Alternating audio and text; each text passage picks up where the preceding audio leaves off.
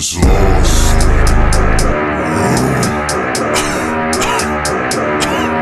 Was lost. So I took a different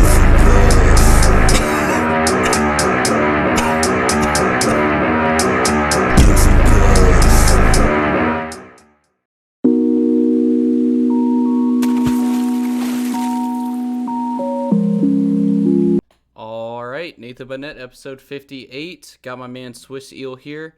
Some of our topics may be a little outdated because we were originally going to record a week ago, but some life stuff came up, and, that's just life. But Swisheel is always an amazing guest. He always brings the stats and the numbers, so we're ready to get into it. So, what's up, man? Yeah, I'm ready to do it, man. It's good to be back. Yeah, it's been a while. I think the last time we talked was last March Madness, so it's been like a year. Yeah, it's been a long time. So I wanted to start this off with something funny. Sports Illustrated literally came out and said, "Don't complain about the lack of competitiveness about the All-Star game." They literally came out and said, don't go and talk about it on your podcast. Don't gripe about it on your podcast. Don't bellyache on social media. So guess exactly what we're going to do. We're going to gripe about it on the podcast and on social media. Yeah, I'll censor it since I don't want to get demonetized or anything, but screw that. Yeah. I have some feelings about that. Yeah. I think that was more focused towards like the professional podcast, like run by like ESPN officials and like previous players and stuff like that, like Draymond Green or like JJ Redick and stuff. But I read that and I was like, I gotta include that quote as we do exactly what they told us not to do. But yeah, the team scored over 200. There was the Sabrina matchup.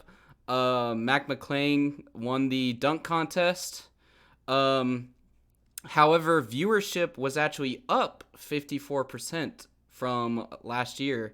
And I would like to touch on the fact that the death of defense that I've always talked about was a big factor to why this All-Star game was considered quote-unquote boring, and also why the team scored over 200. So I'll let you take the floor and say your thoughts, and then I'll just bounce off of you.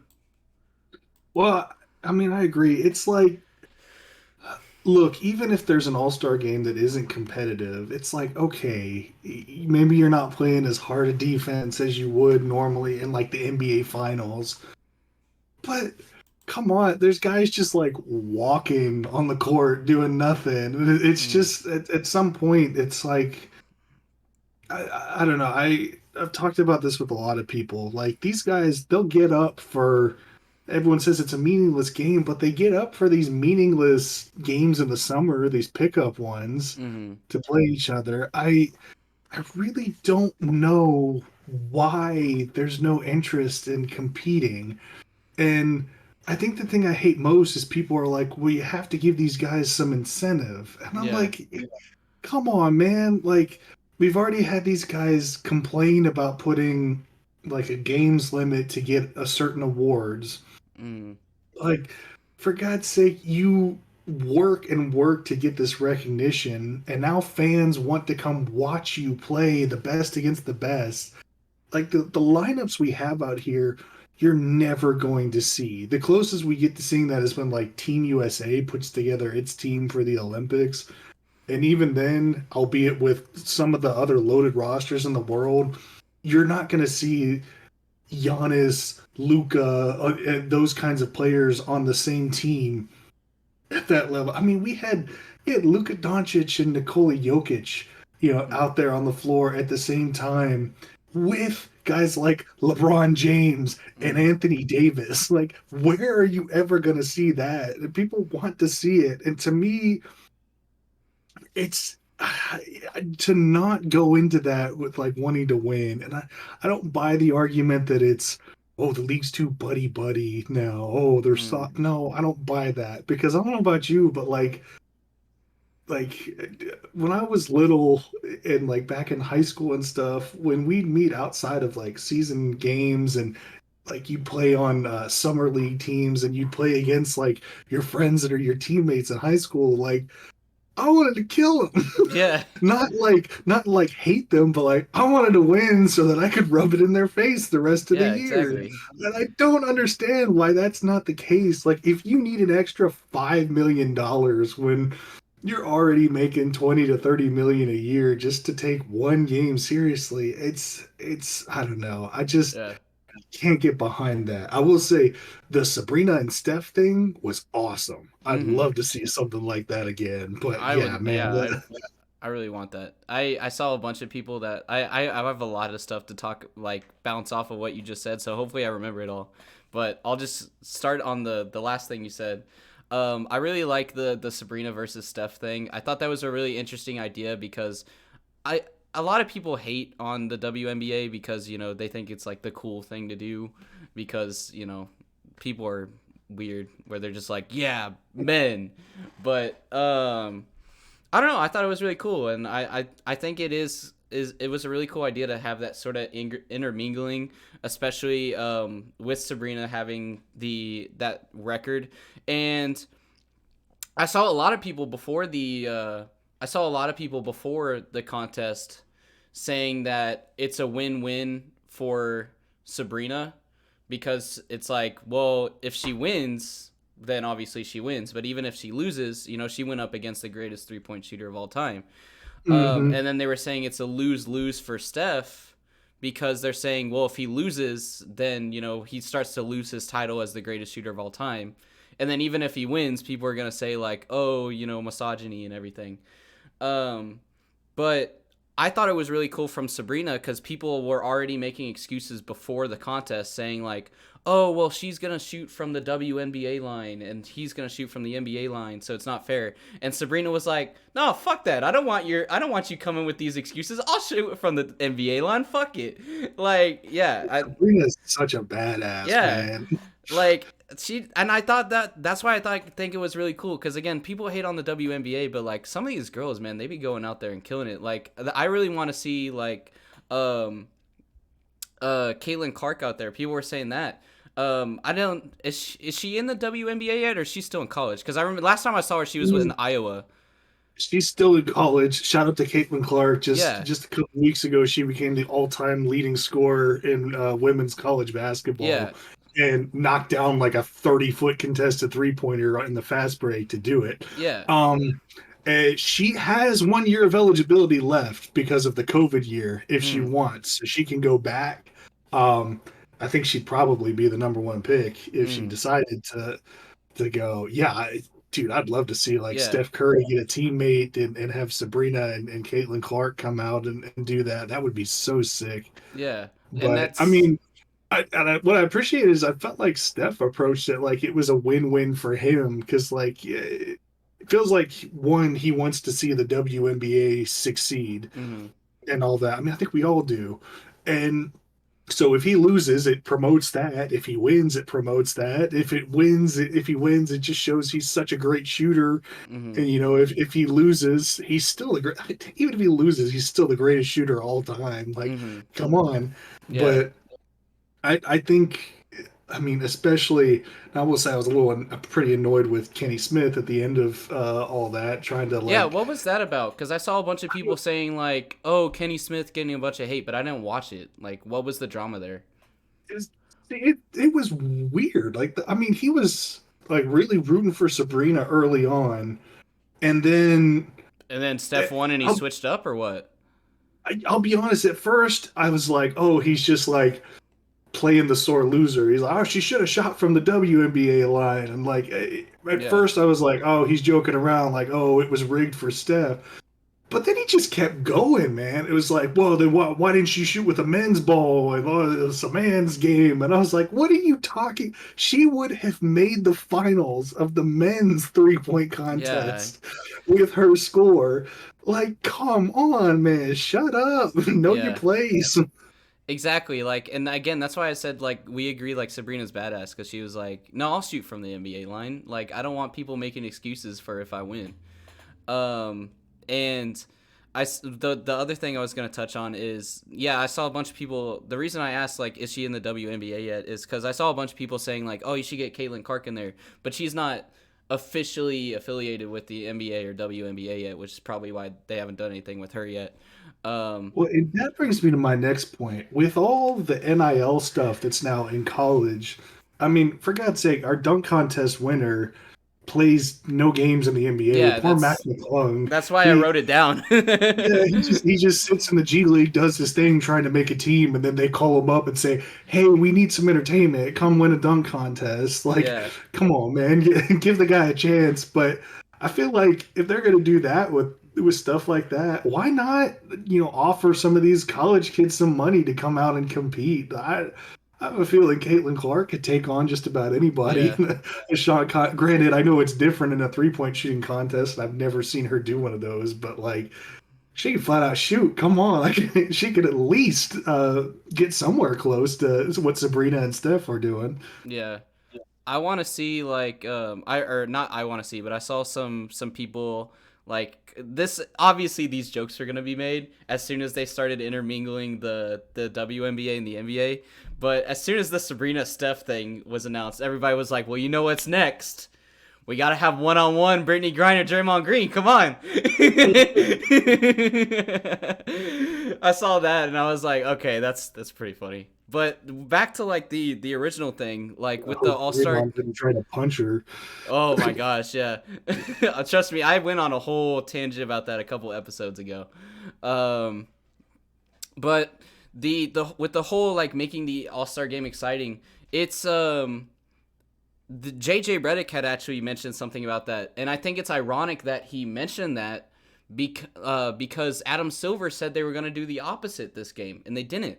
Adam Silver had an interview before where he said, "Hey, we're going to try and fast track the whole celebration and everything of the All-Star game because we want it to because the feedback that we, and I say we as in, like, Adam Silver in the NBA because I'm quoting him, the feedback that we've received is that players do not feel excited for the All-Star game or don't want to play the All-Star game like it's an actual game because there is too much, like, excitement about it and they don't get their normal routines." He was saying, like, if you want, he was saying the players said, before every game we have our normal routine. We do our stretches, we do our shoot around, everything like that. We get warmed up and we get into, like, it's game time, like we get in the zone.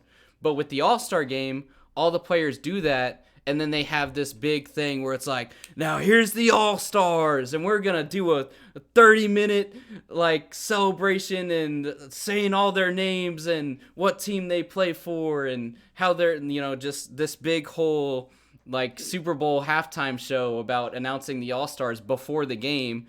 And the players were saying, you go through this huge pregame, like, setup to where we're no longer in the zone. And JJ Redick said something that wasn't directly related to that, but has sort of the same idea, which I think goes with how it's affecting the players, where he said, hey, if you say a game is supposed to start at 8, I expect you to start tip-off at 8. He said, I turned on the game. The All-Star game was supposed to be at 8, and the tip-off wasn't until, I think he said, like, 8:46. Mm-hmm. And he said, like, yeah. Basketball, countrywide, NBA, and college, they say tip off 8 p.m. and it's always, the coverage starts at 8. The tip off's going to be at like 8:20, 8:30. Yeah. And that annoys me. But the fact it was like an hour, I didn't mean to cut you off, but, like, I just want to get my last thought in, where it was like the fact that it was almost an hour late, like, goes to prove the point of, like, what the players said of, like, you do all this pregame coverage, and because of that, like, our shoot around feels negated, our stretching feels negated, and we don't feel like this is a normal game anymore because you've pumped it up that it is not a normal game. So we're not going to play like it's a normal game because you've done a 30-minute show about how it's not a normal game. Yeah, now I can understand that, but also, like, come on, man. Yeah. They had, when they, I credit to Adam Silver. I don't agree with everything Adam Silver does, but I don't know about you, but he looked pretty pissed in his interview. It was kind of like, look, I've done everything you guys have asked, and you still can't deliver for me and Yeah. do this. I mean, my thing is, they had the same kind of fanfare just a couple years back when he changed it to like the player draft stuff, and they were able to get a competitive game going there. So Yeah. that's why I'm just like, I don't know that I buy that. Um, I understand it might be harder, but like, come on, it's not impossible. I don't, and like, there's always that one guy who's gunning for MVP and trying real hard. Yeah. How the hell is he able to do it if it's all this fanfare stuff? How were the guys able to do it with all the fanfare, 10, 15 years ago and all that? To me, I really, I don't think you can quite do, with like Major League Baseball, they do whoever wins the All-Star game, that's who gets the home field advantage in the World Series. Mm. Um, I don't know if that would quite work just because home court advantage in the NBA is so strong come those Yeah. times. But like, if you can't put any meaningful incentive that's not just money, maybe do like the NFL does, move the All-Star game to like the postseason. Mm-hmm. After, most of these teams have already been eliminated, have it be like there's like a 2-week break leading up to the finals. Have it then. Like a farewell And- game for the teams that have lost. Yeah, and like same thing as the NFL. Allow guys to be named all-stars. Obviously, there's going to be all-stars on the finals teams, Mm. but I think it'd be cool because one, there's nothing else around there. They can make it competitive if they want. There's no other games going on for months now. Two, we might actually get to see some guys who don't normally make the All-Star game get in there as alternates for guys that are still playing in the finals. Mm. And yeah, and then three, it's something to watch when there's not anything else on really except, regular season baseball and start of the WNBA season and all that. But I don't know, like maybe just give guys a little break in the middle of the season to rehabilitate stuff like that and then finish out the season and then do it. Or just lean into the arcadey stuff. Yeah. I mean, the NFL kind of had to give up that, and the flag football game was actually pretty entertaining. You start just having Space Jam rules where it's like if you shoot a 3 from this side, from this point, it's now like 5 points, and if you do a dunk during the All-Star game, it's 4 points. Honestly, that would have been more entertaining than what we saw. Yeah, exactly. I tend to not want that and would rather have a competitive game, but like, do something. If they can't be bothered in its current format, they gotta change something. Yeah, and I think that just like boils down to, and people are gonna be mad about me saying this, but it boils down to player entitlement, right? Because that's what like a huge part of the last couple lockouts have been is like players want to have more control over the contracts. Say I want to have more control over this. They want to have more control over that. But then eventually it just winds out being like, well, the players can just decide that they're not going to play or decide that they're going to like be lazy and then they get whatever they want. Because again, and people hate on me for calling out James Harden, but again, just look at what's happening. James Harden, if he decides he doesn't want to play, he just doesn't play. If he decides he wants to get traded, he just sits out until he's traded. And the same thing happened with Ben Simmons. Ben Simmons was like, no, I'm just going to sit out. Well, no, you need to play. No, I don't. I'll just sit here, do something about it.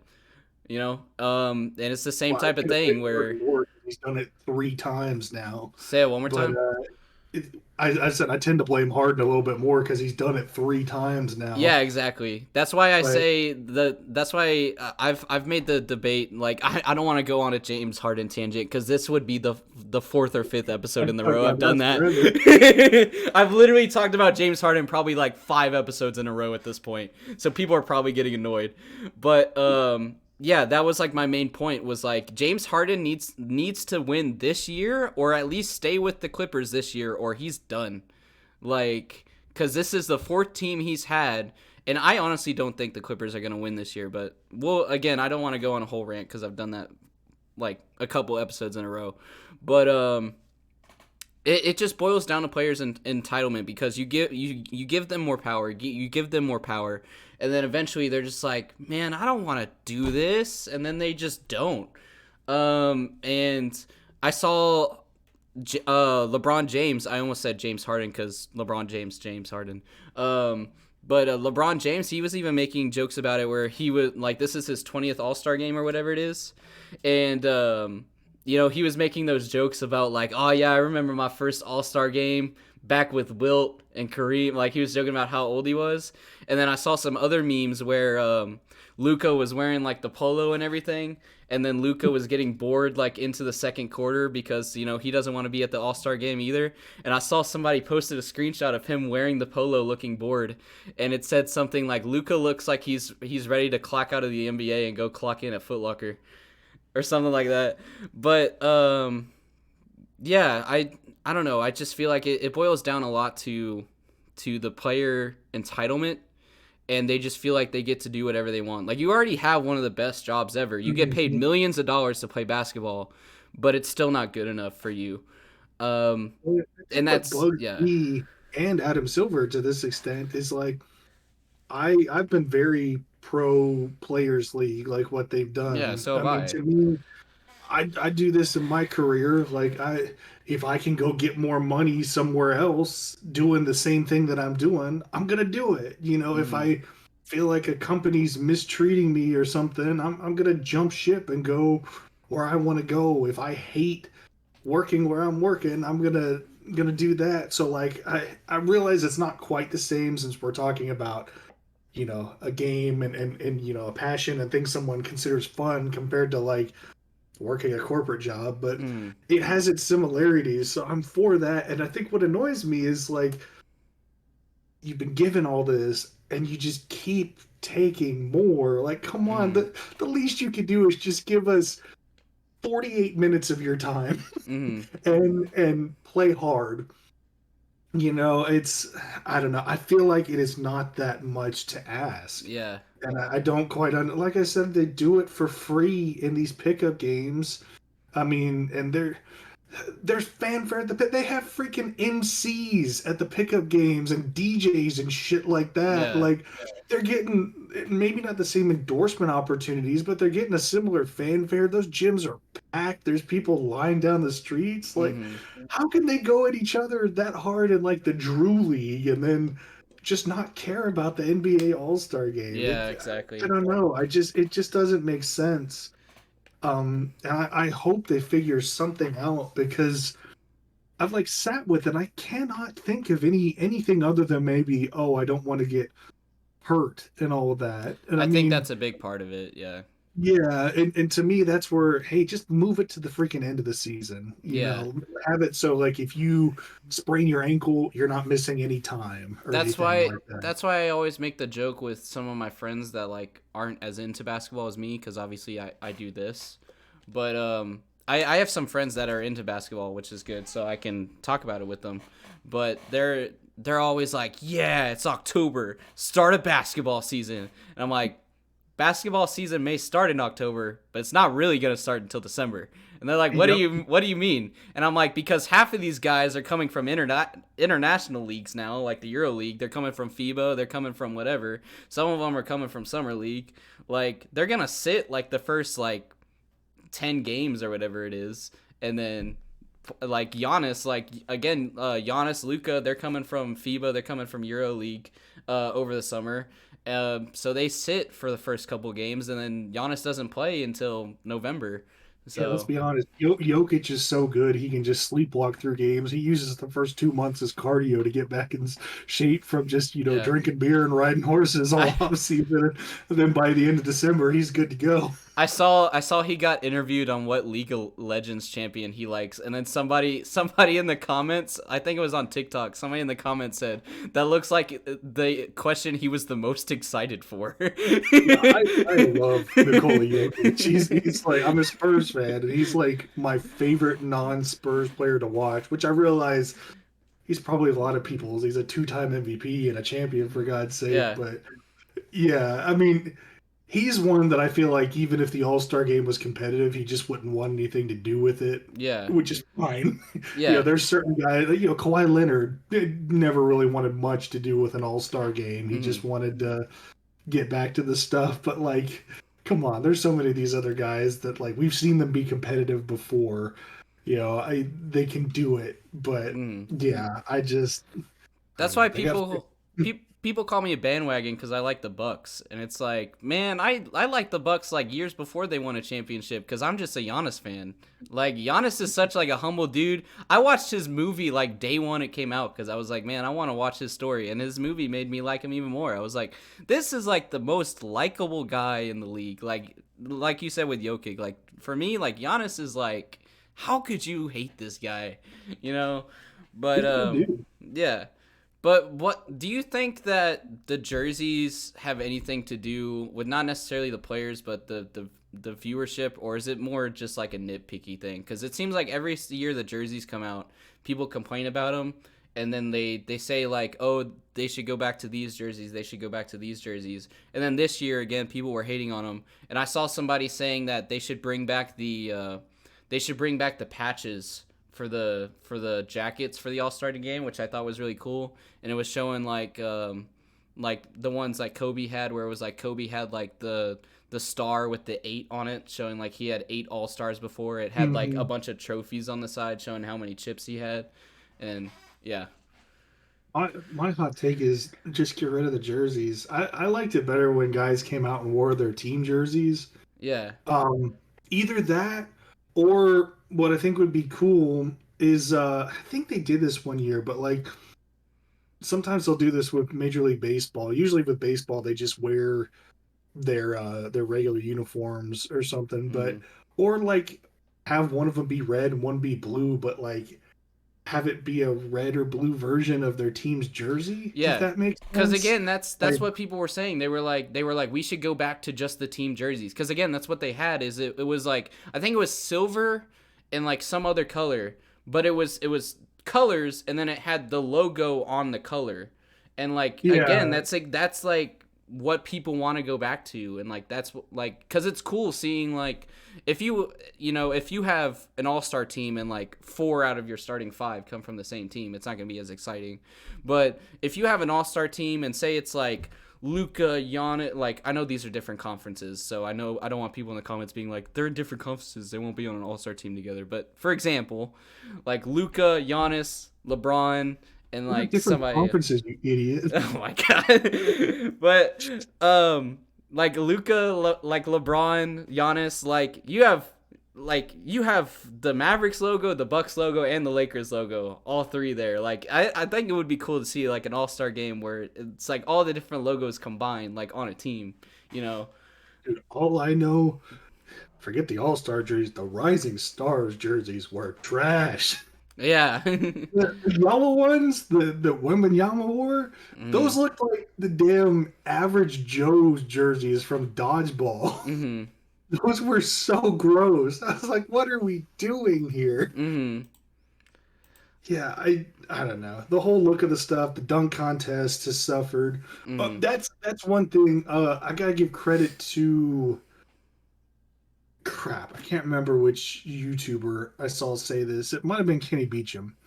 Um, Mhm. if it wasn't, I'll have to look it up and give credit to whoever it was. But he recommended for the dunk contest, just go get some professional dunkers to Mhm. have them come in. Like the allure of it back in the 80s, 90s, and all that was that these were the best dunkers on the planet. But I don't know if you can really say that anymore because, and it's not a insult to NBA players. It's just now there's people that for a living all they do is dunk. Yeah, They don't worry exactly. about anything else. Like that contest Actually, with Shaq. It might have been Kofi that said it. Mm. So shout out to him. 'Cause it was him because he was talking about like Jordan Kilgannon and how like come on, his like most basic dunk was better than like Jalen Brown's jumping over the guy in the chair Mhm. dunk like that. And no disrespect to Jalen Brown, I can't jump over a credit card, Mhm. um, and even make a layup. So like it is what it is, but like there's other guys out there. Get those guys in there, have them put on a show or something like that. You already bring in celebrities, and Yeah. weirdly, it feels like people kind of like the celebrity game. Yeah. I I guess I date myself in saying that I don't really know who a lot of them are anymore, but Yeah. I never knew who a lot Don't of them worry, were. I'm only 21 and I don't even know half of them. So I was gonna say I'm 29, but like I swear I pay attention to pop culture, but even 10 years ago I didn't really know who was in the All-Star I only knew who was in it game. when like Kevin Hart was playing. Yeah, I knew like three people, and normally it was like the retired athletes that were in it. And I was like, Yeah. oh, but yeah, I mean that seems to draw a crowd. I feel like get the pro dunkers in the dunk contest. Hell, keep doing what we're doing with the 3-point contest. I feel like that's the only thing that's not suffering. Mhm. And then figure out the all-star stuff, the rising stars. I don't know. It I kind of missed the rookie sophomore game instead of just rising stars when they'd pit them up against each other. Do you think that they should add like the 1v1 contest or no? And if they did, like how would they do that? Like would it be fan voting again or That'd be tough. And I don't know how you do it because I think an NBA 1v1 contest would be a lot more complicated than people think. yeah. Because, like, I mean, that's how you watch these guys work out, and they'll play pretty intense 1v1s against, like, the best defenders of the league, Mhm. and they'll just hit crazy shots. At some point, you wonder, like, Paul George, if you put him in there, even with Kawhi Leonard on him in a 1v1 situation, Leonard may never get the ball.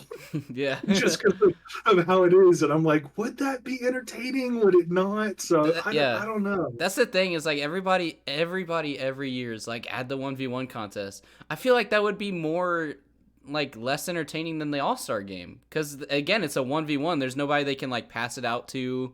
I feel Yeah, like it would just like um it would just unless there's a really good announcer for it. I feel like it would be boring cuz it's just like I don't want to say not a lot of action, but it would feel quiet feel a because there's lot of not as triple threat many. moves, a lot of triple threat moves, a little bit of side to side and step Yeah. back pull jumpers. Like Yeah.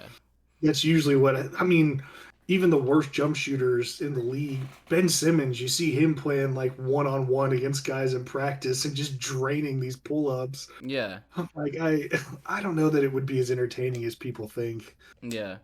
Do you so I want to talk about the whole defenses dying aspect of it. So this was the I believe the first time that an All-Star team has scored over 200. And ironically that means I have to change one of my video titles cuz I wanted to make a video a while back saying how long until a team scores 200 points in a game. And then the All Stars did it, so now I have to change it to saying how long until somebody In the scores regular two. season. Yeah, in a non-exhibition game is what I'm gonna say. So like including playoffs or whatever. I Um, mean, it's I feel like yes and no with depth of defense. Like one, I think defense is too hampered nowadays. mm, Not that they haven't really changed any defensive rules. I think just with the way NBA offenses have evolved, it's shown off like, hey, how harsh some of these defensive rules are on defenders. I mm, mean, like with people's ability to shoot now and Big's abilities to handle and Big stepping yeah, out and shooting, it's even if you're trying your hardest, it's nearly impossible to defend a pick and roll anymore. mm, And then you have so many different variations coming in from Europe. You have like they call the Gortat screen, where it's a semi pick and roll, except the guy screens his own man and the point guard runs off that. I mean, there's Spain action, there's horns action off of these. Like the pick and roll, it seems like a fundamental thing, but it's huge in these NBA offenses. And I look at like regular season games. We're having regular games where guys are defending, and it's just crazy spacing and all that. Where teams score up to like 160 in a regular season game. So mm, like honestly, I'm not shocked that an All Star team got to 200 where they weren't trying on defense.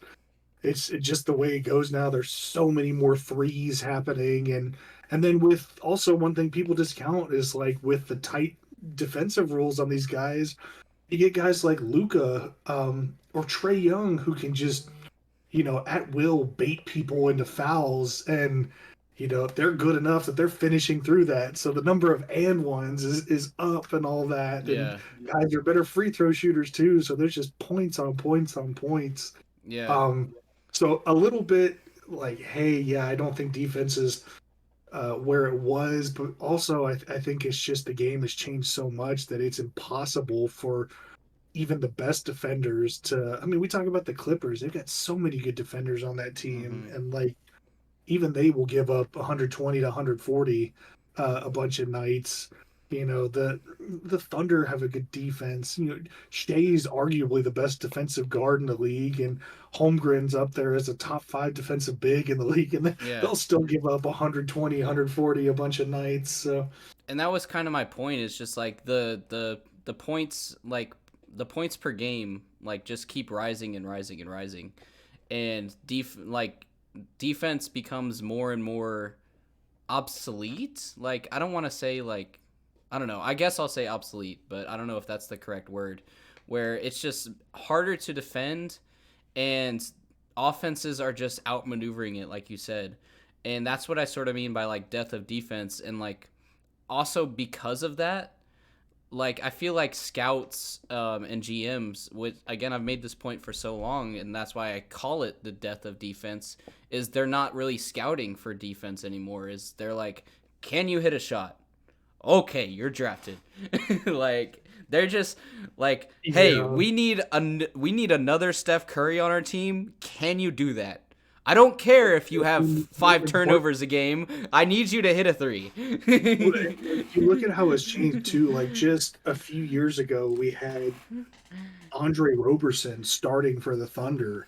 I mean, that guy couldn't shoot, but he was a dynamite defender, and he had a place on that team. You don't see that a lot anymore. I Exactly. mean, the Cavaliers drafted Isaac Okoro overall, and now they're wondering, do they even, bring him back or do they trade him because he's not that great of an offensive option. You've had Pelicans fans wondering about Dyson Daniels. He's an amazing defender, but he can't shoot and all this. And we're playing 4-on-5 offensively, and I mean, CD Sissoko was San Antonio. Amazing defender, but not a great offensive player. And he's been stuck in the G League all year on the worst defense in the league, arguably. Without Wembenyama, they're the worst defense in the league. So you got to think, hey, maybe there's room for him in there, but that's how important the offense is now. Yeah. And that's like that was something I could commended the Cavs on as well as and we talked about it last episode, was if the Cavaliers keep focusing on defense, like they get like just one more piece. Like we said last week, the guy who I had on actually brought it up, that the guy they're missing is ironically who they traded away, is they need a really good wing like Lowry. But if they just had that one more piece, they can be a contender. Because I made this video. It was one of those things where it was sort of like I was ahead of my time, or like I said the correct thing, but at the wrong time. Mhm. I made a video saying how I think the Cavaliers can be a secret super team, and what I mean by that is they don't look like a super team because they don't have any, like, besides Donovan Mitchell, they don't have any like superstars or all-stars, but they got a pretty good core. And I the way I explained it too is I was like, if the Cavs keep doing what they're doing, they're gonna win by playing 2014 Spurs basketball. Mhm. Like they are, the way they're building their team, the way they're passing the ball, their ball movement, like their whole team like system is completely just a copy of the Spurs championship years. And again, that goes into defense, where it's like they have Jared Allen, they have Evan Mobley, Darius Garland is up there in steals. They have a really good defense. And then I made that same point with the Nets. Yeah. Yeah, I made that same point with the Nets, where I was like, I know the Nets are gonna start losing a couple games because they don't have, their big three of Harden, Irving, and KD anymore. But I was like, listen, don't completely blow it up. And what I mean by that is like, hey, you can blow it up, you can get some draft picks, do whatever you want, but there's 2 players you need to keep: Nick Claxton, and as much as people hate on him, Ben Simmons. Because I was like, those 2 people are going to bring defense in, And that's what you want to be the underdog of the league, is have a really, really good defensive team. And again, just do what the Spurs did and be like, hey, we may score only 90 points a game, but we're keeping you under 80, so we're still winning. Well, you might appreciate this. I'll tell you my dark horse move this summer as I've watched things unfold is they're wondering, will the Nets pay Claxton? And I watched very subtly as a certain injury-riddled tanking team traded away their starting center. I wonder if the Grizzlies are going to make a run at him. Yeah. Because he fits everything they stand for. I'm just thinking, man. Especially because the centers traded away Adams. The Grizzlies traded away Adams, and I'm like, what the fuck are you doing? That's like Steven Adams to me is still a really good center, especially because I have some bias because I'm still stuck in the past because I remember some of his I think he played for the Pelicans if I'm remembering correctly. I remember like his Pelicans days. They traded him for Valanciunas. Yeah, I remember his Pelicans days where he was like a beast, and like there's literally compilations called like Steven Adam Brick Wall compilations where he just screens and somebody runs into him and he's just boom, like that's the Steven Adams I remember. And so whenever I saw Grizzlies trade Steven Adams, I'm like, what the fuck are you doing? But I don't know, man.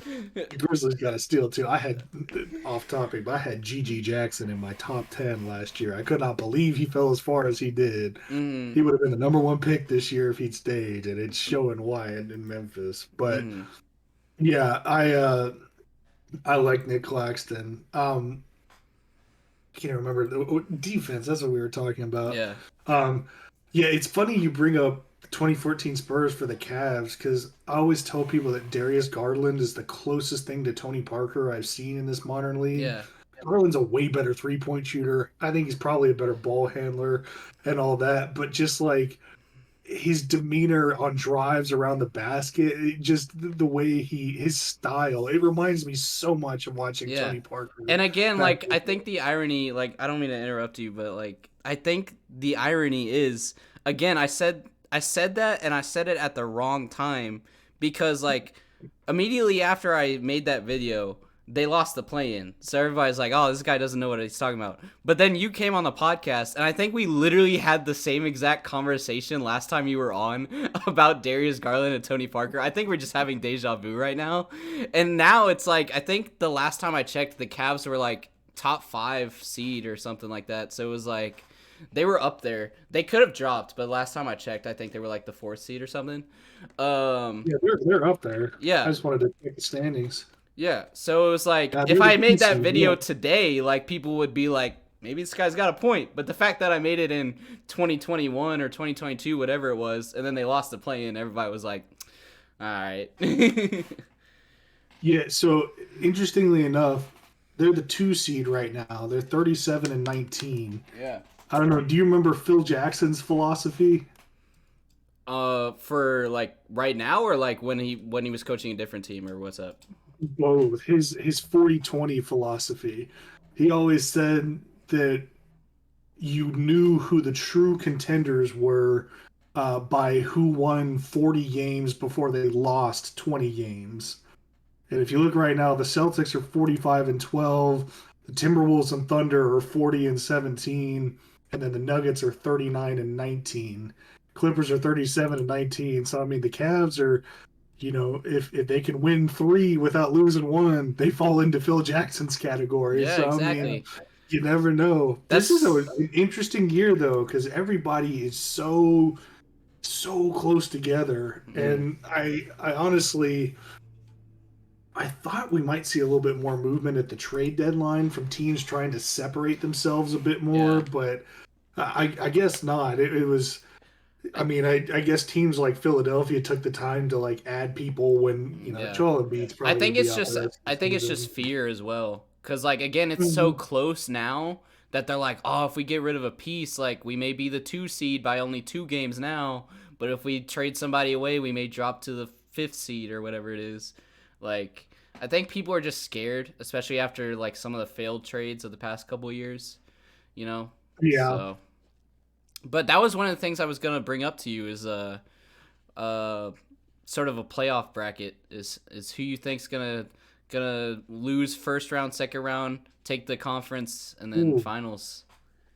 that's tough. I tell you though, I'm really like, I feel like the big battle to watch as the season goes on is like who ends up with the 4 seed in the East. Mm, Because that, like, out of the top 4 teams, I honestly feel like somebody like the Knicks would rather be like a 5 seed or something like that. mm, Because like you are, or rather like try to avoid the Celtics as long as you can.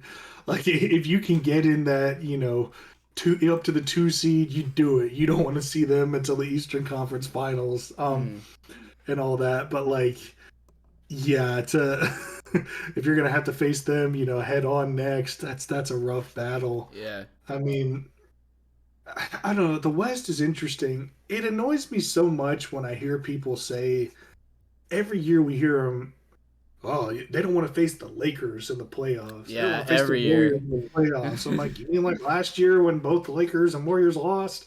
Yeah. Like, I went on a podcast with Up the Score, and like I love them, but like they're really cool. But they have a guy on there, and he's like hardcore like Lakers fan, and literally like the whole podcast. And I feel like he was doing it just to troll, so I'm not like throwing him under the bus. Like again, they're cool, but I thought it was funny how like every time like something came up, he would throw the Lakers in there. Like we were talking about Elijah, who was on there, said something like the the Clippers. It was something about the Clippers, like, oh, they're not making it past this team. They're not making it past this team. They're not making it past this team. And I think it was Nick is his name, was like, and they're not making it past the Lakers. And Elijah was like, I said any other team they could beat. I did not stutter. And like every single time. And like he said something, again, I think it was just like part of it was just a troll, but he was saying like, oh yeah, the Lakers are gonna win this year because they're gonna have 5, and then he's gonna win next year with Bronny, and he's gonna be tied with Jordan for 6, and he's gonna beat Jordan in every category, including rings. He's gonna officially be the GOAT. And like, yeah, it was just a long Lakers rant from him. yeah, I don't see it with the Lakers. And look, no disrespect to LeBron, he's great. Anthony Davis is fantastic. I just don't see it. If I were to pick a lower seed team in the West that I'd say like watch out for is the Mavericks. Mm, Like they just lost their first game since the trade deadline the other day. mm, They through February, since February 3rd, they hadn't lost. And like this new group, yeah, there's some off nights. Granted, they may have completely screwed their future because they have like no draft picks and all this, yeah, and they're trying to keep Luca happy. But like Daniel Gafford was my favorite trade of the entire deadline. I thought that was a perfect fit for him. And then like as a backup, you've got a developing Derek Lively. mm, Kyrie's he's not what he was, but he's still playing well. Luca's a monster. Josh Green's still good. I mean, PJ Washington has fit right in there. I mean, they feel like a team that if they got the right matchup, they could shred somebody. If there's some off nights for a good team, so like that's who I'd watch in the West as a lower seed. The East gets done. The East, I still like the Magic. The Pacers too. You never know what Halliburton's going to do. yeah, The problem is with the East, other than like the Bulls, all these teams are having like a tank off. I mean, the yeah. Pistons suck, the Wizards suck, The the Hornets Spurs, suck. the Spurs claim that like their official stance is that we're not tanking, but it's like, come on. No, I will say, I don't think the Spurs are tanking intentionally. They just suck. And, I think and part of it's intentional because I think like we've won against some good teams, so I think what we're doing is we're losing, and then when we play a good team, we're winning to like make a statement like, hey, we can still win. We're just choosing not to. yeah, see, honestly, I didn't think we'd be worse than last year. I thought we'd be right in the same boat as Yeah. last year, losing what everybody hates to hear is they're like, well, we didn't make any changes. I'm like, we did.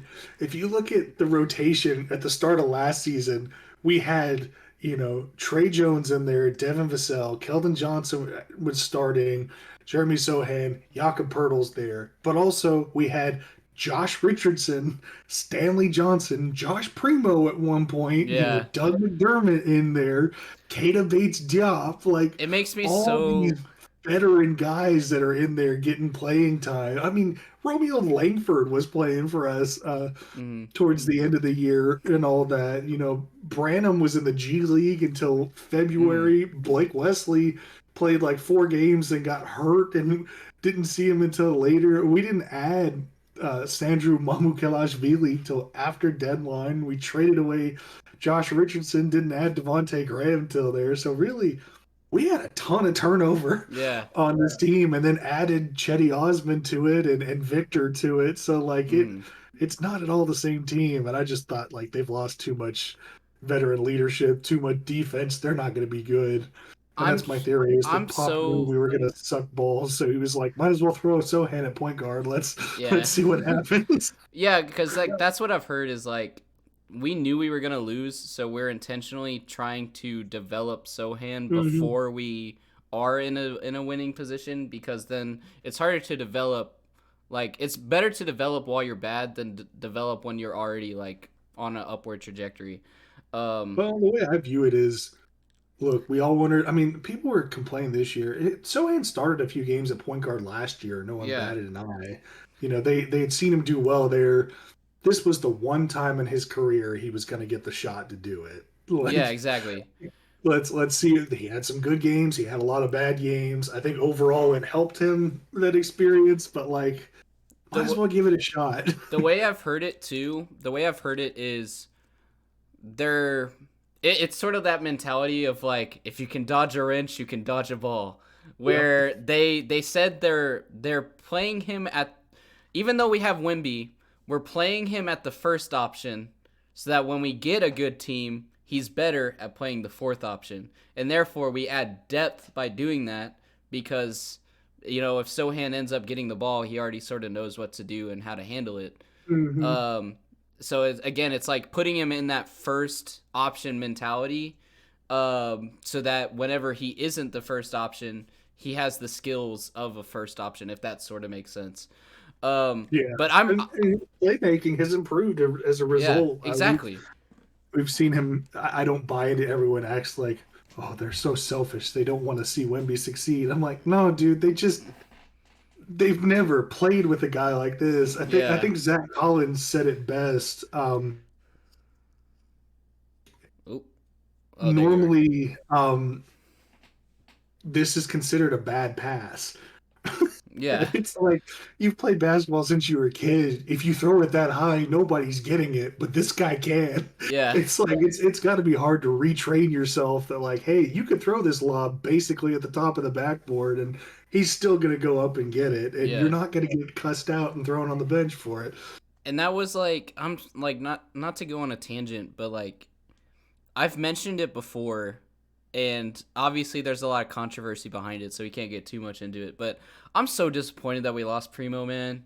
Like, why do you have to go and do what he did? Because Yeah. I did a whole analysis of like before he did all that, where I was like, man, we have Primo. This is an elite guard. We're gonna get Wemby. Them two together, like it'll be unstoppable. I was like, if we have Primo, Sohan, Malachi, and Wemby, like that's a decent 4-player core right there. And then you have like Vassell and whoever else as well. I was like, man, that's elite. And like everybody's saying right now, like, oh, all we need is a point guard. And I was like, we fucking had one. We had one. Yeah, it kills me too, because like, especially that when in the limited games he played, he only played 4 games Yeah. last year. Primo did. He was averaging like 5 assists a game. His shot wasn't falling for him, but it's 4 games. You figure it'll come around. I was Yeah. like, oh my god, like we've got our big guard who can play make. He's Yeah. got some good handles, and then he did that, and I was just like, oh my god, and I hated it because I granted, I didn't think we would take Primo as high as we did. Mm. I'm one of the few. I didn't love the pick, but I didn't hate the pick because I had watched a lot of him at the draft combine, and I was like, "Whoa, this kid's a lot better than what he showed in college." Yeah. And apparently, he wowed. I started seeing things about like, "Oh, they worked him out, they liked him," and I was like, "They're gonna pick this guy like one way or another." And it ended up being where we did. And I'm just thinking, dang, if I talked with Clan about this. It's you can tell watching Primo now. He's done that year away from development and having to deal with what he did. It's destroyed him, Hmm.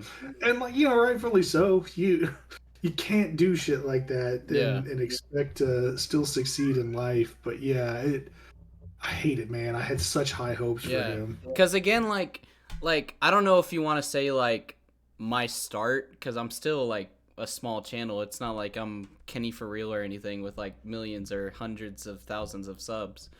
But like that's how I got my quote unquote start. Was like I was like, man, Joshua Primo, he's gonna be really good for the Spurs. And then that's how I met you, and how I met Clan is like the video somehow got to Clan. Clan reacted to it, and then my video gets thousands of views. People sub to me, and then like I get in contact with you, and then we got this sort of three-way communication with me, you, and Clan, and then all of our channels start going together.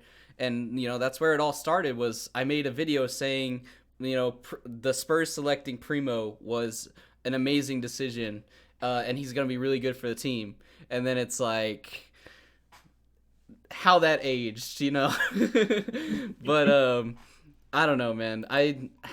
Yeah, but I think I find irony in the fact that I March Madness is coming up, and that's the main reason I wanted to have you on. Oh, my girlfriend's in the chat messing with me. She said Ginger Dude is a weirdo. Spurs are the worst team ever, and she said Miami Heat's better. She's just trying to troll me to be funny. She's being sarcastic about all of it. Thing she's ever said. Oh my god. No, because I even made the joke to her the other day. She lived in Miami for only like the first like 1 or 2 years of her life, and then she moved. But I always make fun of her for it, where I'm like, man, I forget I'm dating a Florida woman. Because she acts like... You better hope she doesn't go Florida woman on you for making jokes. Yeah, exactly. Nah, but I love her, man. But I was gonna... The reason I just saw the chat is because I went and checked the timestamps. And I was like... I find it ironic that March Madness starts in a couple weeks, and that's the main reason I had you on, was to talk about college basketball. We're 56 minutes in. We haven't mentioned like college basketball more than like once with like the whole Caitlin Clark stuff. So, do you want to get into college basketball, or do you think you have time, or? Yeah, let's do it, man. All right, man. I'm just gonna let you riff about college basketball for a little bit, and then I'll just pick up, because I have been keeping up with it as best as I can, but with school and everything else and the NBA stuff going on, I've been keeping up more with that. But I did see glimpses of a couple games the other day. I saw that Purdue was doing well. I don't know if they won the game. I only caught like the first half. They did. And then Houston. Ohio State and Michigan were playing as well. Michigan State. I should clarify Michigan State, not Michigan, because people go crazy about that. But they were playing. Who else was playing? There were a couple games on, but Houston's defense I know has been talked about a lot, because a lot of people play drop coverage, and Houston's doing the opposite. And that's been talked about a lot, and how they're a really good defense right now. And I don't know, it's gonna make me sound like a casual, but a lot of the teams that I have been watching are some of the top the higher tier teams like Purdue and everything. And obviously, man. Yeah, obviously they got upset everything like the last couple of years. But these teams that were upset last year, I've been watching, and I think they could be really good. But again, I'm gonna choose the team that has the best defense, because again, especially growing up as a Spurs fan, I've always been the guy where it's like the defense are gonna be the underdogs and they're gonna win it, and that got me through last year. I was in like the top 2,000 or something brackets because I chose San Diego State to go all the way to the Final Four, and everybody doubted me, and I had like an elite bracket because I just kept picking San Diego all the way to the end. Yeah, San Diego State, I really liked their center. I'm trying to think. I can't remember. He plays for somebody that I just watched recently in the NBA now, and it's bugging me. But yeah, college basketball is in kind of an interesting place this year because uh, one, first of all, I'm sure you've heard the narrative that this is like a weak draft class, and I don't Yeah. necessarily agree that it's weak. There's just no generational talent at the top of this Mm-hmm. draft class. There's a lot of really solid players, though. But also, the thing is, a lot of these really solid players that are at the top are all G League Ignite players or foreign players, so you're not seeing them in college basketball. Um, but Houston has been really good. Shed has been a really, really good player for Houston. They've got good defense. They can score this year too, which is really cool. And it's interesting because like they lost guys like Jarris Walker from last year, and their defense has been arguably better. And it's like I don't know. It's weird. It's almost like it just all of a sudden clicked for them because I don't know that they necessarily have a complete roster that's better than last year's. They're just executing on another level, which is insane. I mean, they're undefeated at home. I mean, they've only Mm-hmm. lost 3 games total this season. Yeah. Purdue, I'm always a Purdue hater. I have nothing against Purdue or Matt Painter. I just never believe in them because every year they're solid and every year they just flake out in the tournament. I mean, we watched them be the second number one seed to lose to a 16 seed, uh, and then blow it to St. Peter's Yeah. back to back years. They never go anywhere, and I think a lot of it is like Zach Ide is a very good player. I think a lot of it is he's so big, it's tough to defend him. But one of the teams that was interesting to watch play against them early in the season was Marquette. And they had like some mobile bigs, really good wings, solid guards. And they were either going at him to draw fouls or just spacing him out to where he couldn't rotate fast enough. And I think they lost that game by like two or three, maybe even more because they had to intentionally foul at the Mm-hmm. end. But to me, that's kind of the key with Purdue. They've got some good guards, but they had good guards in the past. I hate to be a skeptic, but I will not believe it until I see it with them. Um, then you've got UConn. UConn's an interesting team because it looked like nobody could beat them at all this year until they lost badly last week. They got beat by Creighton. I'm not the biggest Danny Hurley fan as like a person. I think he's a great coach. He's kind of a sore loser and a sore winner, but Mm-hmm. what the heck? He coaches the hell out of his guys. UConn has one of my favorite prospects for this draft on it. I don't care if he struggles to shoot. I love Stephon Castle as a prospect. He's a pit bull of a player. He's got size. He's a lockdown perimeter defender. He's really, really smart. I mean, he's a great playmaker, solid rebounder, and his shot worked better in high school. And I haven't looked the last 2 games, but since the start of the new year, he's been shooting about 39% from three, Mm-hmm. albeit on low volumes. So thinking, hey, he's a guy that as a candidate for me to get drafted and then possibly switch to point guard and have the ball in his hands. Um, Tennessee's number 4. They have to me the most underrated draft prospect of this year. People are gonna hate on me because he's 22 years old. I don't care. Dalton Connect is Mm-hmm. fucking good.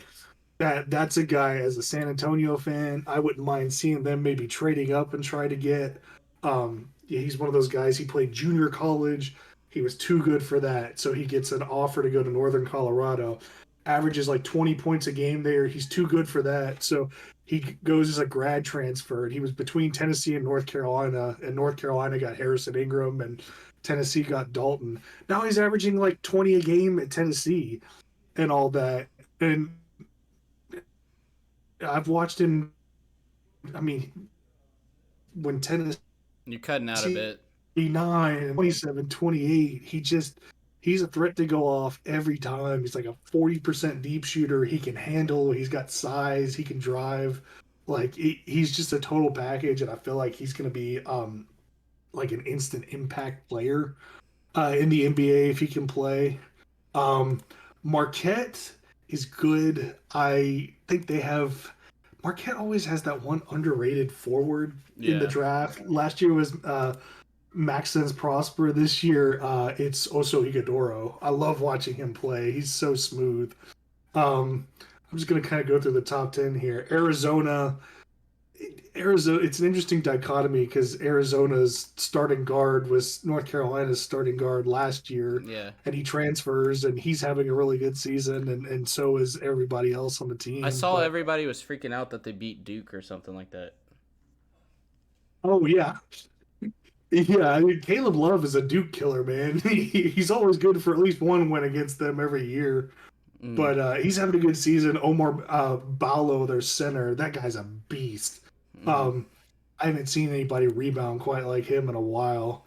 Kansas, I, I'm hit or miss with Kansas. Kansas went out and got probably the top transfer, who I can't stand. I can't stand I her. feel like you have beef with them regardless though as a UNC fan. I have a ton of beef because Dean Smith went to Kansas. So, Oh, okay. and all that. And you know what? Some of my closest family friends from like my entire life, their whole family went to Kansas. So Oh, like, okay. yeah, it's one of those things where like you root hard. I rooted hard for Carolina that game, then they lost, and it was, just text them, "Hey, have fun tonight, like good game and all that." Oh, But okay, fair. I I can't stand Hunter Dickinson. I didn't like him at Michigan. I still don't like him. But I mean, Kevin McCullough Jr. is a really good player to watch at Kansas. He's one of these like bigger guards that can just stroke it. Good playmaker. I think he had like 34 a few games ago. Mhm. Uh, I hope you know and that people then are gonna take that clip out of context because you said stroke it. look, fine. I'm used to it. I can deal with it. Iowa State is one of those teams. I've watched a couple Iowa State games. I'll be honest, I do not know many Iowa State players. And I can't decide if that's because I don't pay attention enough or because they just play such good team ball that it doesn't really matter if you can pick out one or the other. They're just solid. I don't know how far they'll go in the tournament just because they've struggled against some of the bigger name teams at times in their conference. Um, and I have no basis for saying this, but I just feel like a team that could be Mhm. like primed for a mid-major upset if you get one of those top-seeded mid-majors and all that. But they've Mhm. looked really solid.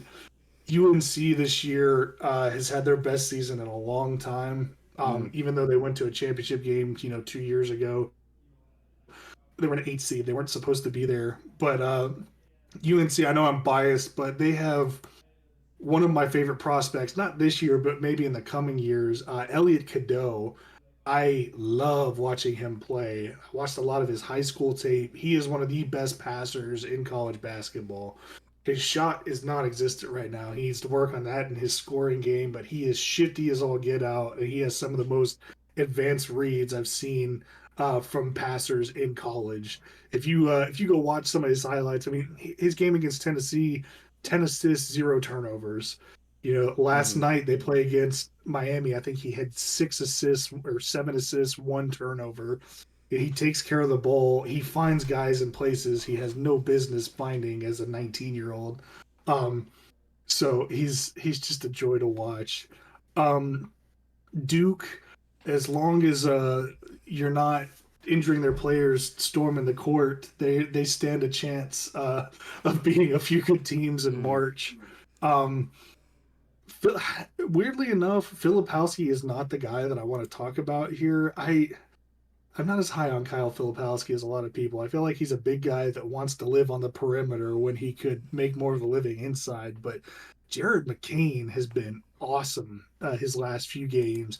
He was averaging something like 15 points and 10 rebounds as a guard. I mean, and that guy, he can get up and down the court fast. He has handles. He can pass, and that guy can pop shots from just about anywhere on the Mhm. court.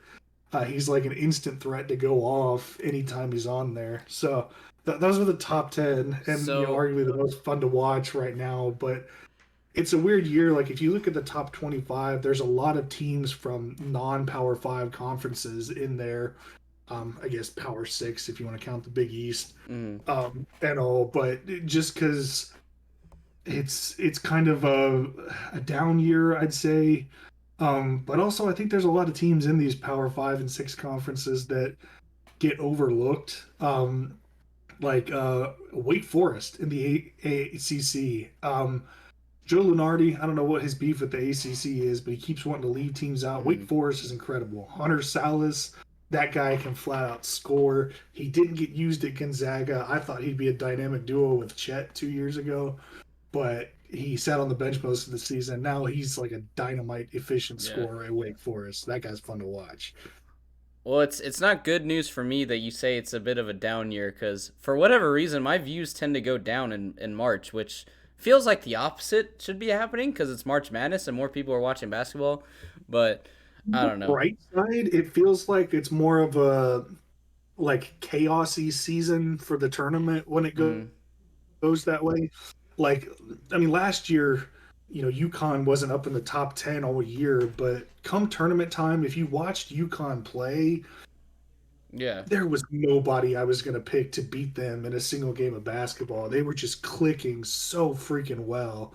Well, you Same should with have San told me Diego that State. before because I picked San Diego State to win and then UConn beat Well, them. San Diego State was I picked San Diego State to go to the Final Four.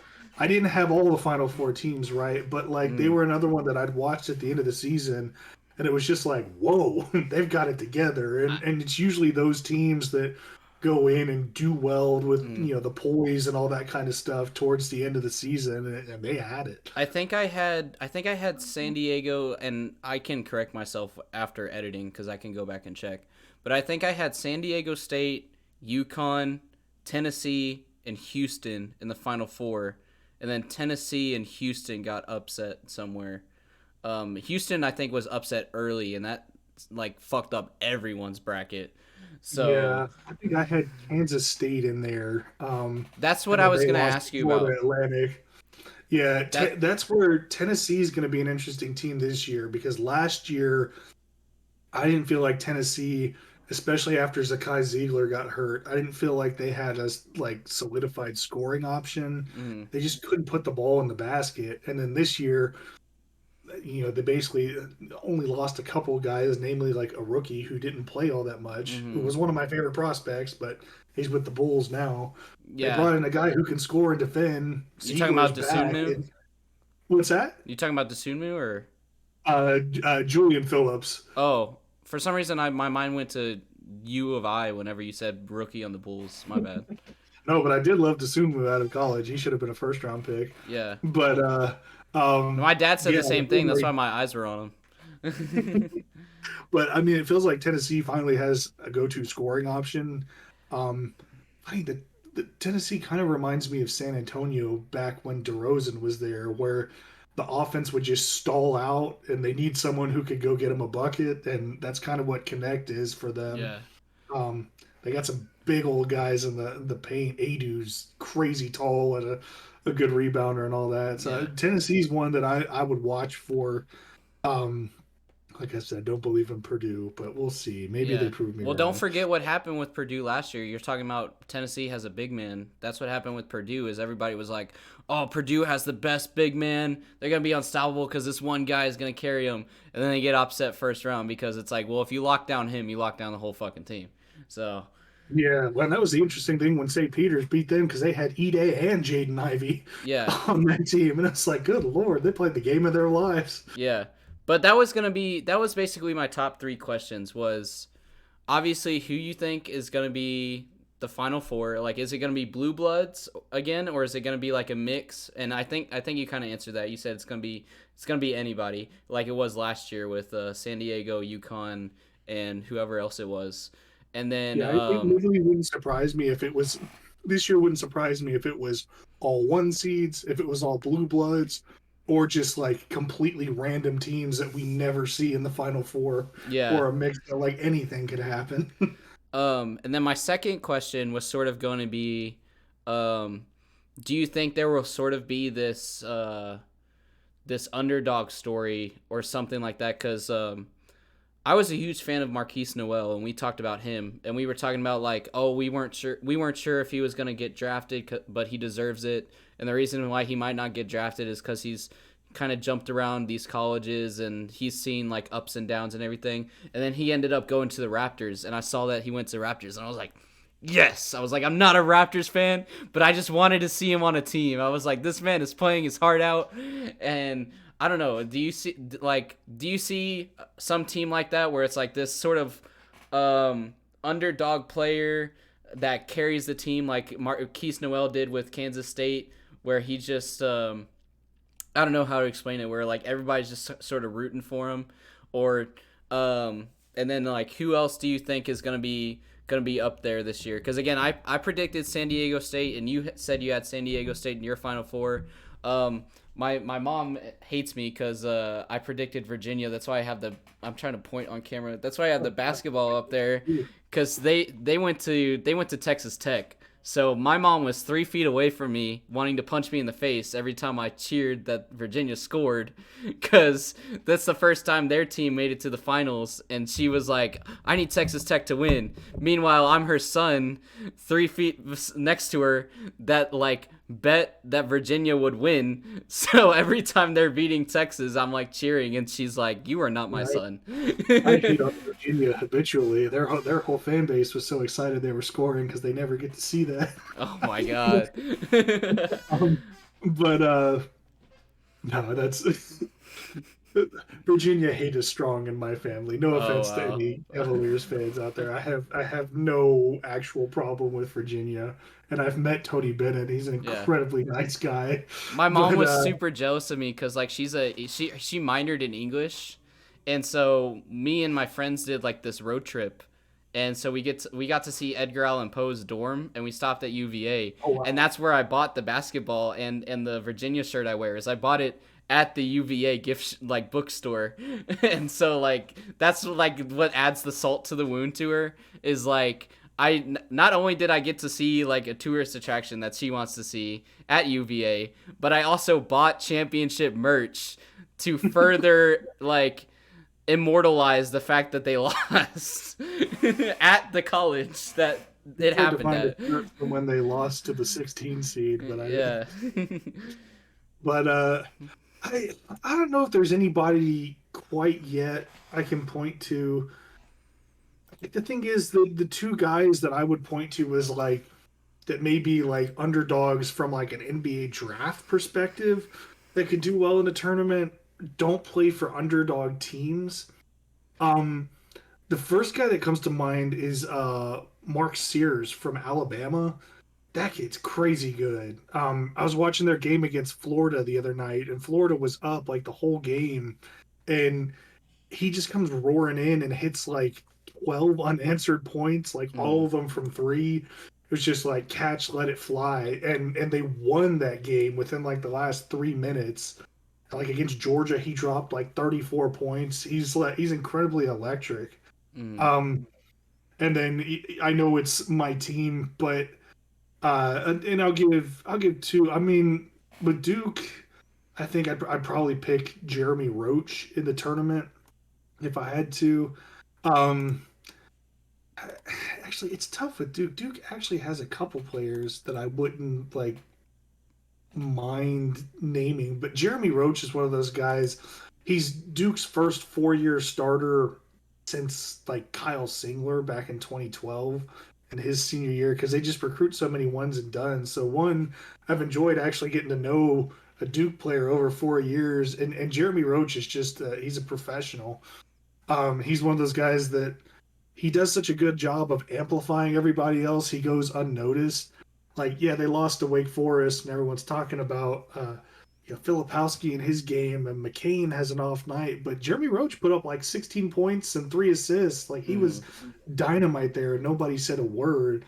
And I feel like he's one with his experience and his poise. He could just pop off at any time. And on the other side of that coin is R.J. Davis at UNC. Ever since Caleb Love left, he's just been going off. He set the Smith Center record for points scored last night against Miami. He had 42 in that game, and you don't see that many 40-point games in college. And it's just like he could not miss. And he's one a little bit like Marquise Noel, where he's a smaller guy that just microwave scores and all that, and I feel like he could become kind of a favorite over March Madness. Not to slight any guys from smaller teams, I just haven't had as much of a chance to watch smaller teams like I usually do this year. Mm-hmm. But yeah, it's gonna be a fun March. Yeah. So I have a couple more topics on here. We've been going for about an hour and 15. So it's up to you. We could either end it here or I could rapid fire some stuff at you and you can just summarize it in like 2 to 3 sentences and then we'll cut it off after that. Tell you what, hit me rapid fire. I can do like 15 more minutes. All right, yeah. That's what I was going to say is like we're already at 115, so you might as well make it 130. So Klay is getting a cut to his minutes after his decrease in points and efficiency, and he's saying that he may be considering retirement, saying that he wants to retire with the Warriors and he does not want to play till he's 40. It's like I don't think he needs to retire. I think he's still good. I mean, his first game off the bench, he popped off for like 35. So he's clearly still talented. He's just it's caught up to him a little faster after his injuries. I don't think he's going to be worth 30 to 40 million a year anymore, but I think if he wanted to, he could play a pretty good bench role on a solid team. If that's the Warriors, so be it. But hey, if you want to retire, go ahead, man. I'm not going to keep you from doing what you want to do. All right. So Bucks talk. I've had Bucks talk for the last couple episodes, but Giannis said that he's growing upset and he wants the team to be more urgent. Doc Rivers had the excuse of his players were in Cabo, which I just dropped a video today about how much I hate Doc Rivers and his excuses. But Damian Lillard said that he's optimistic for the team. But meanwhile, people went on their conspiracy theories about Damian Lillard because he made his fantasy starting five, and he included Bam Adebayo over Giannis. So people are saying he really wanted to go to the Heat over Milwaukee. Well, I mean, no shit. It's almost like he said that in the offseason. Yeah. But he's stuck there, you do what you do. Yeah, the Bucks defense has been horrendous. I never thought people would be saying, "Man, we missed Drew Holiday when they got Damian Lillard." I said that when they made the trade. I literally, dude, thank you for saying that because I was like, why did we trade Drew Holiday? He was our only defensive player along with Portis. Why did we get rid of our defense? Yeah, I don't know. It's like I get taking a run at Damian Lillard, but it just feels like maybe they should have made some more moves around that prior. Exactly. And I kind of feel bad for Adrian Griffin on all this. Like My camera's out he of had the focus now. team rolling and was willing to keep going with it, and then Doc comes in, they suck, and he won't take any accountability. I don't agree always with JJ Redick, but it's always an excuse with Doc Rivers. It's always something, and it's just like, okay, ho hum, Doc can't win, and he's blaming something else. What are we gonna do? There we go. I heard what you were saying. Sorry, I was just resetting my camera because I went out of focus whenever I did my Yeah, I whole got a Drew little Holiday blurry. screaming. But yeah, KD beat Melo on the all-time scoring. He's now ninth. And I was going to talk about, does this diminish scoring records that a lot of the players that are top in scoring are from this singular era? And obviously that gets into LeBron talk where everybody's like, oh, well, this is a different game. And, the talk we had earlier of like, this is a more offensive game. So, of course, scoring records are going to be easier, In some ways, yes, but it's just what happens. I mean, Michael Jordan's ahead of Wilt Yeah. and all that, and Wilt had a completely different league to play in. I mean, it's just what happens with the league. Yeah, it changes, but you just got to deal with it. It's what it comes down to is, to me, I think with scoring, you can't really look at like the top five and say, oh my God, they're a tier above everybody else in scoring. I think what it's going to come to is the top 20 guys that are up there are all going to be amazing, amazing scorers, regardless of the era. And people are going to know that. social media has made that worse. Where Yeah. you tweet, especially this is why I hate the Warriors. You would tweet any kind of analysis about any player, and you get some troll in the comments being like, "Oh, Steph's better." I'm like, I Yeah. go fuck. I know he's better. I'm trying to talk up another guy. So Yeah. That's literally yeah, the whole argument I always make where it's like, is Steph the best shooter? Yes. Is he the best point guard? No. And everybody attacks me like those are the same thing. I'm like, no, that's why I phrased it that way. Magic is the best point guard. Curry's the better player. There's a difference. yeah, it's just.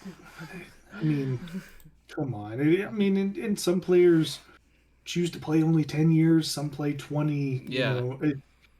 Even if LeBron had retired 5 years ago, he would have gone down as a top 3 all-time player. Yeah. Like it's just who he is. We can debate till we're blue in the face who's number one. I have my opinion, but it doesn't matter.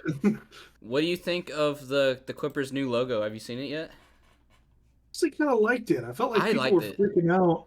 People complain and whine that they want less simplistic logos and more dynamic ones, and then they get That's what I always say. Yeah. Yeah, and they're like, "Oh, I hate it." And ever since I found out what the Clippers name means, I'm like, they need a ship in the fucking logo. Like, that's such a cool fucking name and cool concept, and then they didn't have it. With the sails or something like that. It used to be the San Diego Sails. Yeah, it used to have 3 triangles for the sails, and then they got rid of that. And I'm like, bring the fucking ship back. And now they have, and I'm like, let's go. Like, I'm not a Clippers fan at all, but I'm like, you got a cool logo again. The only thing I would have liked is if they got away from the trend that teams have now, where their logo is just a circle with a basketball in it. Yeah.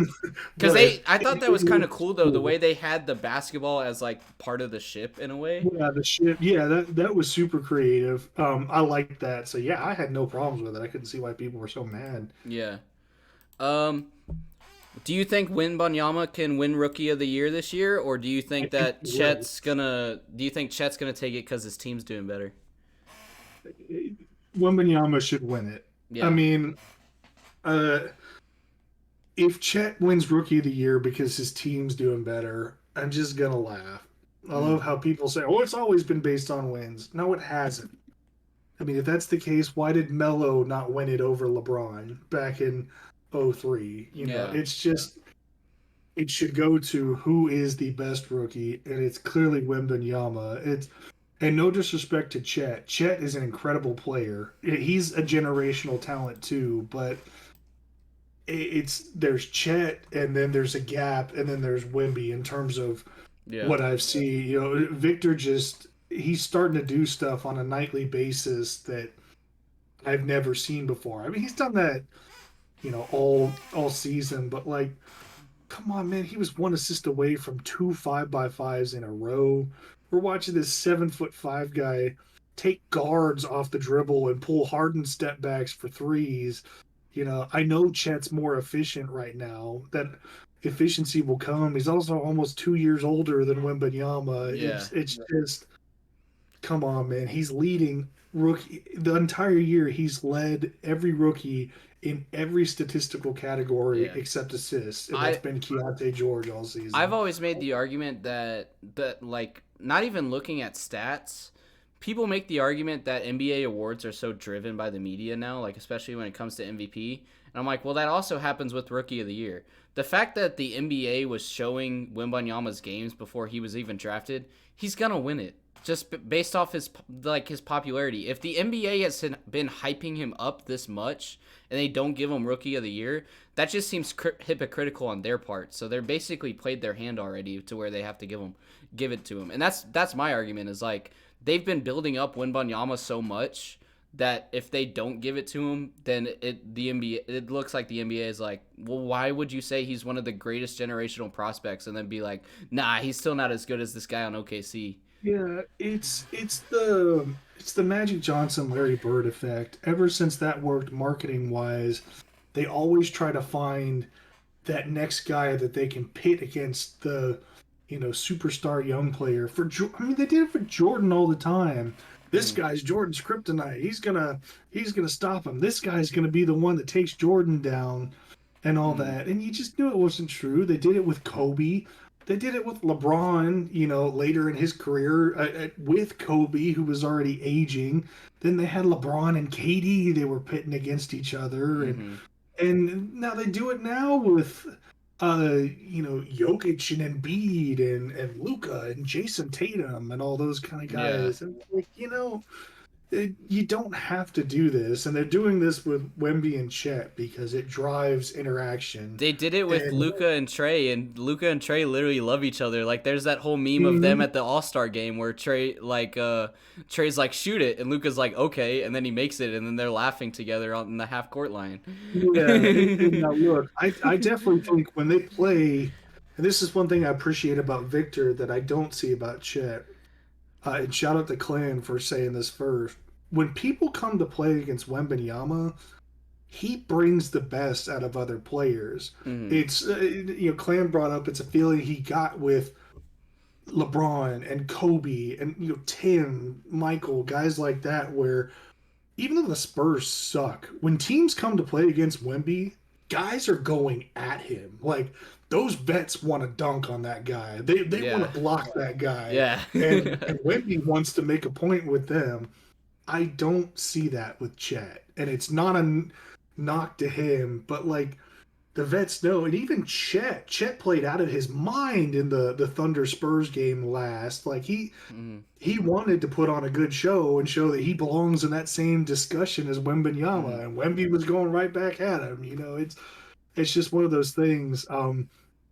So I don't know. I don't see how you can have a guy lead in all but one statistical categories as a rookie, set multiple rookie records, do something as a rookie that's never been done before as a rookie and has only been done 15 times in league history. Yeah. Have the highlight reel compendium that he does, and then give the award to someone else because he's playing with the top 3 player in the league. Yeah. It's just like, come on, man. Yeah. I got 2 more, so we're almost done, I promise. All right. The first one I'll go with, because I feel like the last one's probably going to be the longest, is Tyrese Maxey said on his new role, he said, I feel like I'm made for this, because Embiid's injured, and so that makes him the first option now. And I just wanted to hear your thoughts on this. Could this mean that maybe Tyrese goes to another team where he is the first option so he can keep doing that? Or to me, I really like this quote because to me, this proves what I've been saying forever, which is that the 76ers and Tyrese were better without Harden because Tyrese works as a point guard and Harden was taking minutes away from him. We saw that Tyrese was really good before Harden, bad with Harden, and now he's really good again after Harden because Harden's taking away those minutes. And then I did hear the argument from Up the Score, so I will shout them out and shout out their argument because I do agree with the take that they had. But they're saying that Tyrese Maxey is doing so great after Harden because Harden came in as the vet and helped his development. And I could see that point. But again, Maxey was doing well before Harden got traded as well. And I just like Maxey getting his minutes. Yeah, I'm not going to completely disparage Harden and say that he didn't teach him anything. I'm sure he did, but I completely agree with you. I think the 76ers work better with Maxey at point, and just the way his skill set is, it's better if he has the ball in his hands. With Harden, the Sixers kind of started going back a little bit to like their Houston ways where Harden would dribble the ball up and run plays, and Maxey was just a spot-up shooter at times. And Yeah. like, he's so much more than that.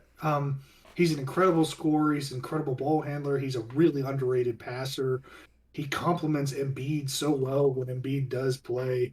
I don't necessarily view it as like he's gonna want to go to a different team. I think it's just that's his position. Yeah. He is the starter going forward as long as they've got this group going. And I think he should be. I think there is no upgrading from him at this point. You've got your guy at point. Go find the other positions to fill in. Mm-hmm.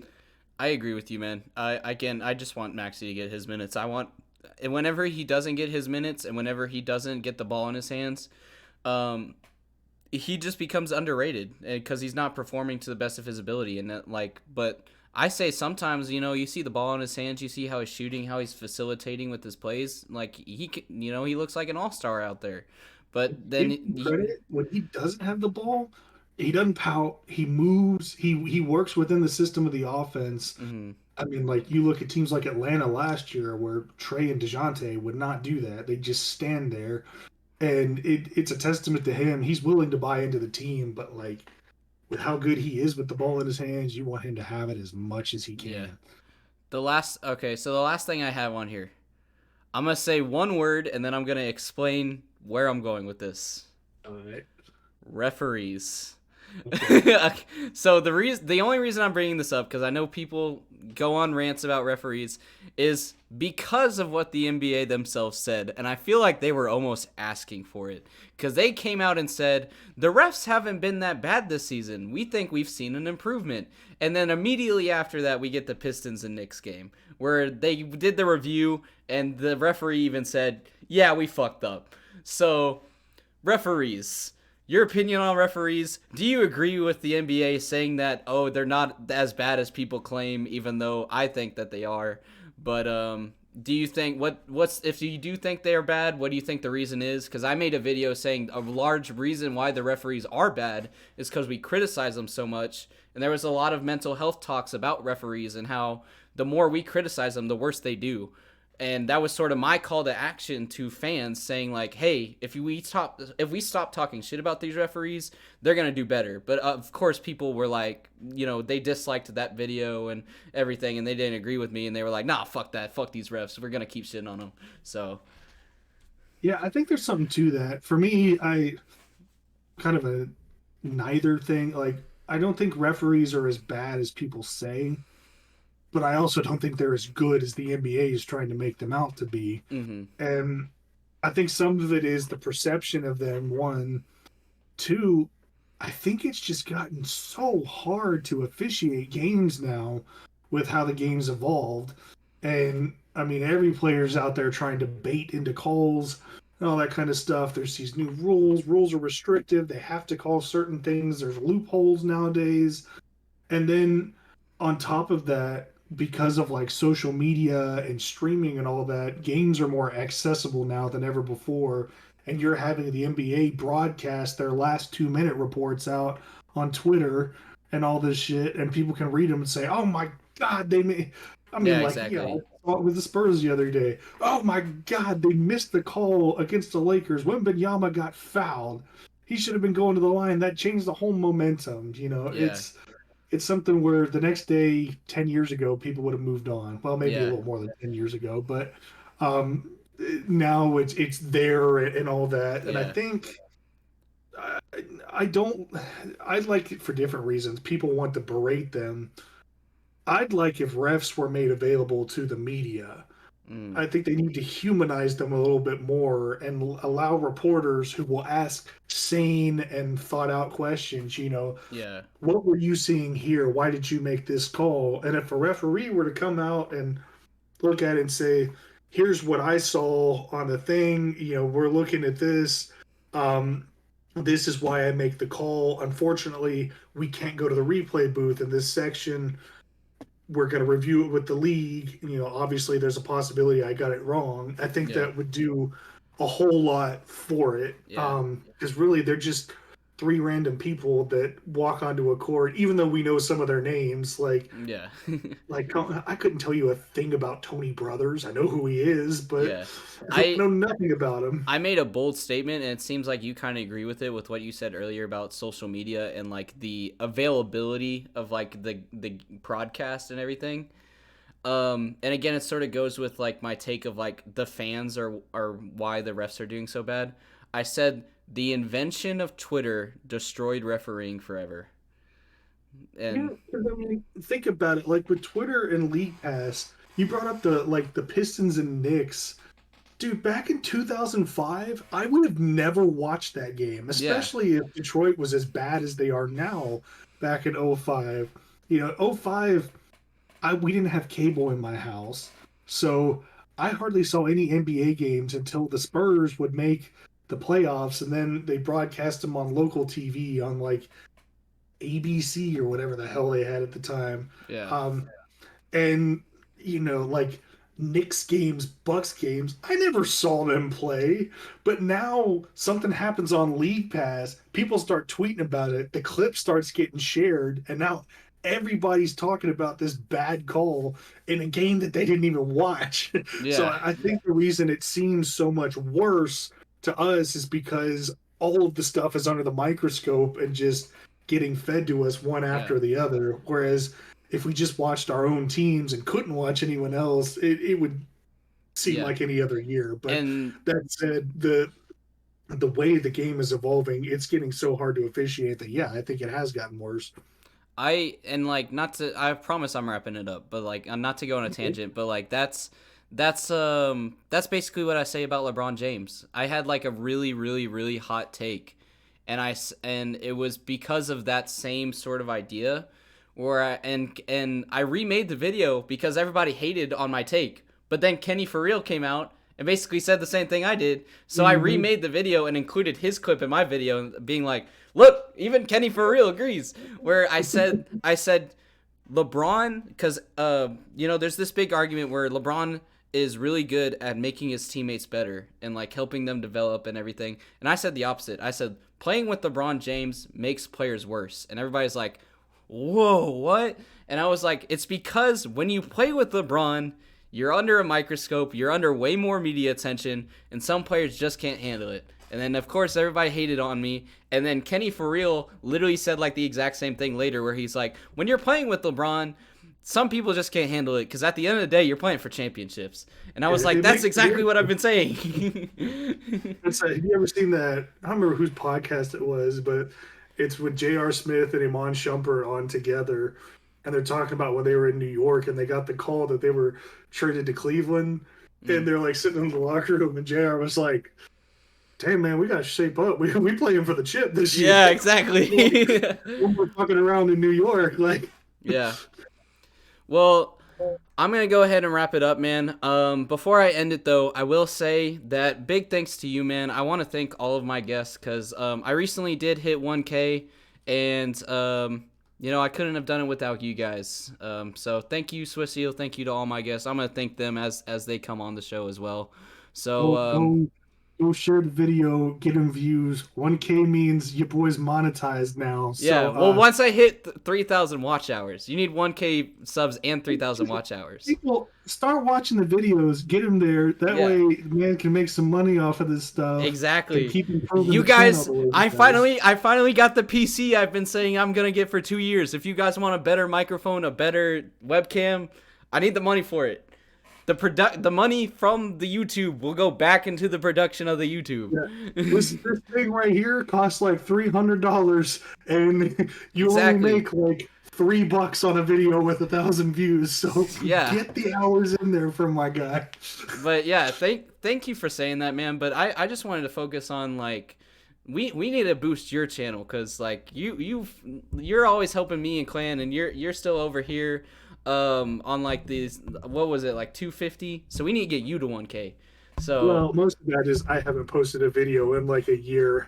we won't talk about that part. It's been hard in the last year. I mean, I've had multiple layoffs from jobs and deaths in the family and all Yeah. that. And I just started a new job this week. My PC's been broken for a year, and I That haven't been able sucks. to afford to fix it. So Yeah. I will get back to it as soon as I possibly can. Yeah. But gotta take care of some stuff at home before I get back on YouTube Yeah, there. and But that's understandable, I miss man. doing it.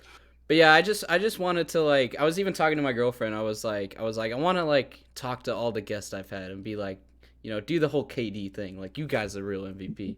So thank you, man, for coming on. I really appreciate it. Go check him out. His stuff will be in the description. But yeah, I really appreciate you coming on, Swisheel. It's always again, like I said in the beginning, it's always a good episode when you come on. And we usually go for a long time because me and you just bounce ideas off of each other. But yeah, Nathan Burnett, episode 58. I'll end it there.